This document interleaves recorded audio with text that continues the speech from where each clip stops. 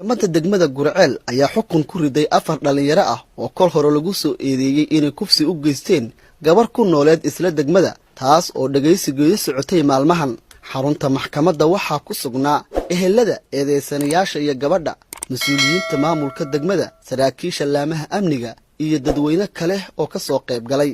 Ismaan Cali Hudey, taliyaha amniga Gurceel, ayaa akhriyay gal dacwadeedka eedeysanayaasha.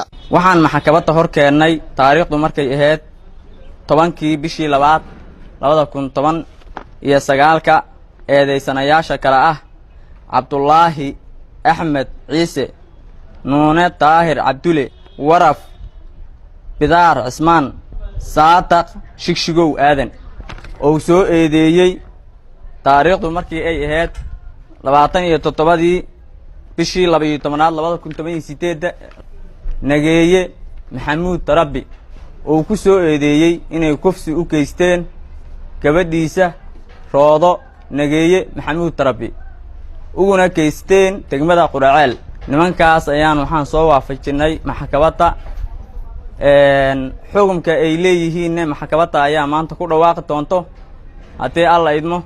intaa kadib gudoomiyaha maxkamadda degmada Sheekh Maxamuud Jimcaale ayaa sheegay in dhalinyarada 4 ah ay u soo baxdo in la dhaariyo maadaama 2 kamid ah aysan qiran inay gabadha kufsadeen halka 2 kale ay sheegeen inay gabadha raalli uga ahayd. halkaasi waxaa dhaar uga soo baxay gabadha kufsiga loo geystay walow markii dambe ay dib ugu radisay dhaarta labadaasi dhalinyarada ah. dhaarinta kadib waxa ay garsoorku ku dhawaaqeen xukunka eedeysanayaasha. Waraf Xasan Bidaar wuxuu qirtay gabadhaas inuu isticmaalay laakiin ay ahaayeen heshiis maadaama uu niyar yahay oo bikri ah oo hadda ka hor guur soo marin lagu xukumay xaduud ah in lagu dhufto 100 jeedal. waxa kale oo uu qirtay inuu sameeyay ka amar ka duubay gabadhaas duubitaankaas waxaa lagu xukumay 6 bilood oo tacsiir ah.